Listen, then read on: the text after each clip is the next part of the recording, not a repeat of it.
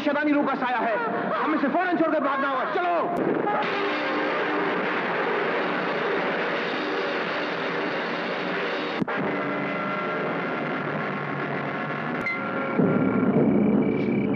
1989 में रिलीज हुई Ramsay brothers की सुपरहिट हॉरर फ्लिक पुरानी हवेली बेशक उन हॉरर फिल्मों में से एक है जिसे देखना आज भी डरावना लगता है, लेकिन फिल्म के दो हिस्सों पर आज भी सवाल बने हुए हैं। हम सच बोलता है मैन, ये हवेली मनहूस है। इस हवेली में एक नापाक आत्मा भटकती है।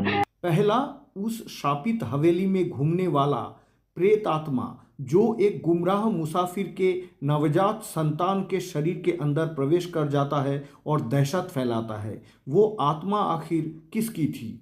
और दूसरा, हवेली के मालिक राणा साहब को अनीता के अंकल हवेली की कीमत के पेशगी या एडवांस के रूप में 50,000 रुपया एक बैग में भरकर पेमेंट करने वाले थे। हवेली के अंदर उन दोनों की शैतान द्वारा मौत हो जाने के बाद वो 50,000 रुपये से भरा बैग हवेली से अचानक कहाँ गायब हो गया?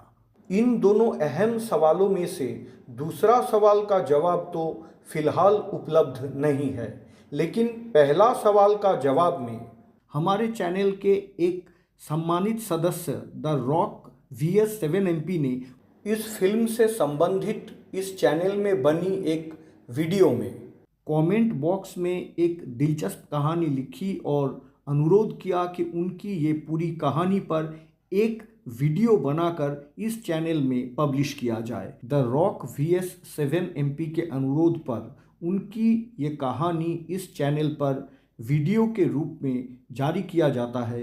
उम्मीद है कहानी आप सभी को पसंद आएगी। पुरानी हवेली। आप सबने पुरानी हवेली फिल्म ज़रूर देखी होगी, लेकिन पुरानी हवेली फिल्म में हवेली में किसकी आत्मा भटकती है, ये एक राज है। हवेली में लोहे का भूत क्यों है, ये बताया नहीं गया, तो आज हम बताएंगे। पुरानी हवेली फिल्म में जो खौफनाक फ्लैशबैक दिखाया गया, उसके पीछे का सच शायद ऐसा ही होगा। पुरानी हवेली के असली मालिक और राणा साहब दोनों सगे भाई थे। हवेली के तहखाने में लोहे की चीज़ें बनाने और शोरूम के चीज़ें बनाने का कारखाना चलाते थे। छोटा भाई राणा उन चीज़ों में से सोने की स्मगलिंग करता था।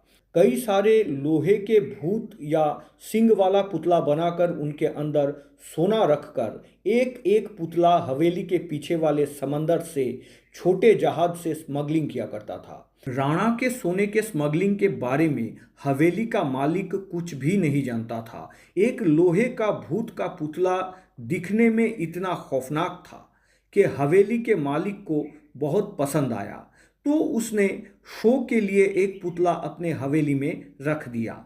उस पर राणा साहब हंसकर बोले कि ये पुतला रखकर और कई सारे जानवरों के सर और दीवार पर टंगे अजीब फोटो की वजह से हवेली अब म्यूजियम जैसी लग रही है।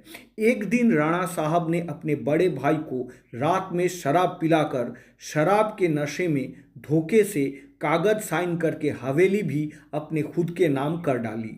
हवेली के मालिक को जब ये पता चला तो उनको हार्ट अटैक आ गया। मरने से पहले वो बोलते हैं, ये हवेली मेरी है और मेरी ही रहेगी और किसी को भी इस हवेली में मैं रहने नहीं दूंगा। इतना कहने के बाद उसी खौफनाक पुतले के पैर के नीचे हवेली के मालिक अपना दम तोड़ देते हैं और तभी आसमान में बिजली चमककर गड़गड़ाहट होती है। हवेली के मालिक की पत्नी प्रेग्नेंट थी। उसको भी उसी रात हवेली के नौकर ने कांच के गिलास से दूध में जहर देकर मार डाला। उसके बाद हवेली में राणा साहब के कई वफादार साथीदार उस हवेली में खौफनाक तरीके से मारे जाते रहे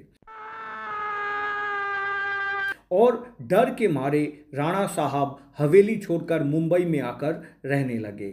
और कुछ महीने बाद उसी हवेली में नरेंद्र मतलब वो गुमराह मुसाफिर अपने गर्भवती पत्नी को लेकर आता है और हवेली में भटकता हुआ वो शैतानी आत्मा उसी बच्चे का सहारा लेकर हवेली में दहशत फैलाता है।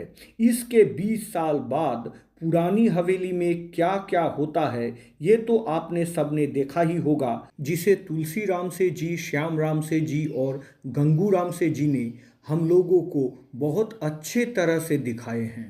और अब एक एक करके तुम सब की कब्रें यहाँ बन जाएंगी। रुक जाओ बेटे, ये गलती मत करना। ये आवाज कैसी थी? क्या है इस दरवाजे के नीचे?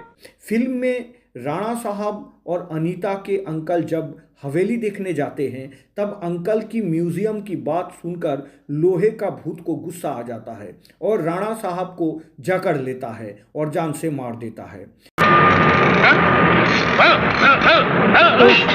इसके बाद माइकल आधी रात को लोहे के भूत को शराब पिलाता है, इसलिए लोहे का भूत को गुस्सा आता है। उसी हवेली के ऊपर के कमरे से वो माइकल को बाहर फेंक देता है।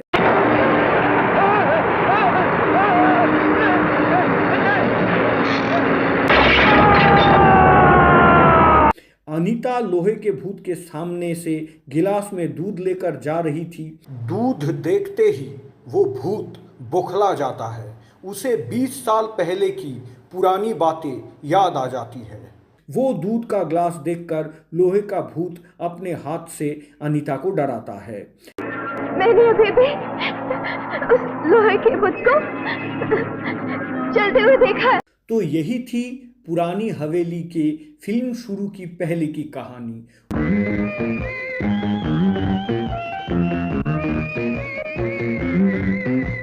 उम्मीद है आप सभी को ये कहानी पसंद आई होगी और आप अपने अपने राय कमेंट बॉक्स पे ज़रूर लिखकर बताइए। और हाँ, वो नोटों से भरा हुआ बैग हवेली में से कहाँ गायब हो गया, इस सवाल का जवाब अगर आप लोगों में से किसी के भी पास है तो वो भी कमेंट बॉक्स में ज़रूर बताइएगा।